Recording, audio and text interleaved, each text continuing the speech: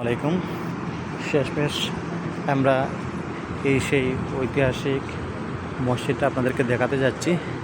এই হচ্ছে জেদ্দাতে পানির উপরে যে মসজিদটা আমরা যেটা বুঝি যে ভাসমান মসজিদ, সেই মসজিদ যা নদীর উপরে ভাসমান বলে ধারণা করা হচ্ছে। তো এই মসজিদটি আসলে এই যে গম্বুজটা খুবই অসাধারণ একটি গম্বুজ। আর আশেপাশে যে জায়গাগুলো দেখতে পাচ্ছেন, এখানে আপনারা আসলে বসতে পারবেন। এখানে সিঁড়ি দেওয়া আছে, বসে নদীর হাওয়া বাতাস খেতে পারবেন। এখানে আরেকটি মিনি মাঠ আছে, এই মাঠটা উপভোগ করতে পারবেন।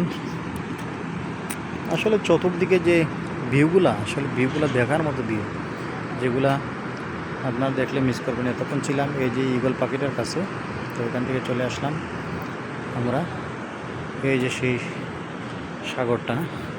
আমরা এখন